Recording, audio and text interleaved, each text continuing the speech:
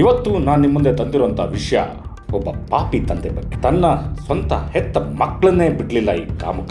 ಇಂಥ ಒಂದು ಘಟನೆ ನಡೆದಿರೋದು ನಮ್ಮ ಚಿತ್ರದುರ್ಗದಲ್ಲಿ. ತಂದೆನೇ ಹೀರೋ ಅನ್ನೋ ಕಾಲದಲ್ಲಿ ಇಂಥ ವ್ಯಕ್ತಿಗಳು ನಮ್ಮ ಮನಸ್ಸನ್ನ ತುಂಬಾ ಕಾಡ್ತಾರೆ, ನೋಯಿಸ್ತಾರೆ. ತಂದೆ ಅಂದ್ರೆ ಮಕ್ಕಳ ಪಾಲಿಗೆ ಹೀರೋ.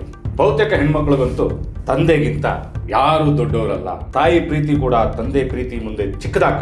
ಆದ್ರೆ ಇಲ್ಲೊಬ್ಬ ಕೀಚಕ ಈ ಅರ್ಥಕ್ಕೆ ಮಸಿ ಬಳಿತಾನೆ. ಮದ್ಯದ ಅಮಲಿನಲ್ಲಿ ತನ್ನ ಹೆಣ್ಣು ಮಕ್ಕಳ ಮೇಲೆ ಎರಗಿ ವಿಕೃತಿ ಮೆರೆದಿದ್ದಾನೆ.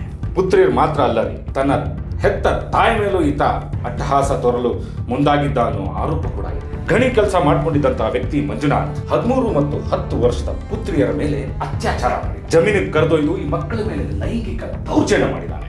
ಈ ಘಟನೆ ಕೇಳಿ ಇಡೀ ಗ್ರಾಮಸ್ಥರು ಬೆಚ್ಚ ಬಿದ್ದಿದ್ದಾರೆ. ಈತನ ಮೇಲೆ ಕಾನೂನು ಕ್ರಮ ಕೈಗೊಳ್ಳಬೇಕು ಅಂತ ಹೇಳಿ ಜಿಲ್ಲಾ ವರಿಷ್ಠ ಪೊಲೀಸ್ ಅಧಿಕಾರಿಗೆ ತಮ್ಮ ಮನವಿ ಕೂಡ ಸಲ್ಲಿಸಿದ. ಈತನ ಬಗ್ಗೆ ಅವನ ತಾಯಿ ಹೇಳೋ ಮಾತನ್ನು ಕೇಳಿದ್ರೆ ನಿಮ್ಮ ಕರಳು ಕೂಡ ಕಿವುಚುತ್ತೆ.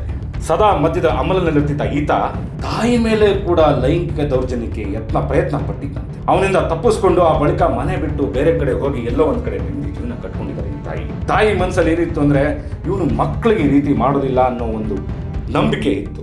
ಆ ನಂಬಿಕೆ ಕೂಡ ಇವತ್ತು ಹೊಡೆದು ಮಣ್ಣಾಗಿದೆ. ಮಕ್ಕಳನ್ನ ಆತ ಓದೋಕ್ ಕೂಡ ಕಳಿಸ್ತಿರ್ಲಿ. ಎಷ್ಟೋ ಸರಿ ಈ ಮಕ್ಕಳು ಆ ಟೀಚರ್ ಹತ್ರ ಹೋಗಿ ಈ ತರ ನಡೀತಾ ಇದೆ ಅಂತ ಹೇಳ್ಕೊಂಡ ಮೇಲೇನೆ ಈ ಘಟನೆ ಹೊರಗಡೆ ಬಂದಿರೋದು. ಆರೋಪಿ ಮಂಜುನಾಥ್ ವಿರುದ್ಧ ಇವತ್ತು ಇಡೀ ಗ್ರಾಮಸ್ಥರು ತಿರುಗಿ ನಿಂತಿದ್ದಾರೆ. ತನ್ನ ಮಕ್ಕಳ ಮೇಲೆಯೇ ತಂದೆ ಅತ್ಯಾಚಾರ ಆಗಿರೋದು ಊರಿಗೆ ಒಂದು ಕೆಟ್ಟ ಹೆಸರು. ಆದ್ರೆ ಹೆಣ್ಮಕ್ಳು ಬೇರೆ ರೀತಿ ಈ ಹೆಣ್ಮಕ್ಳ ಮೇಲೆ ಮಾಡಿದಂಗೆ ಬೇರೆ ಹೆಣ್ಮಕ್ಳ ಮೇಲೆ ಮಂಜುನಾಥ್ ಮೇಲೆ ಯಾವುದೇ ರೀತಿಯಾದಂತಹ ಆರೋಪ ಇಲ್ಲ. ಆದ್ರೆ ಈತ ತನ್ನ ಮಕ್ಕಳನ್ನ ಬಿಟ್ಟಿಲ್ಲ, ತಾಯಿನೂ ಬಿಟ್ಟಿಲ್ಲ.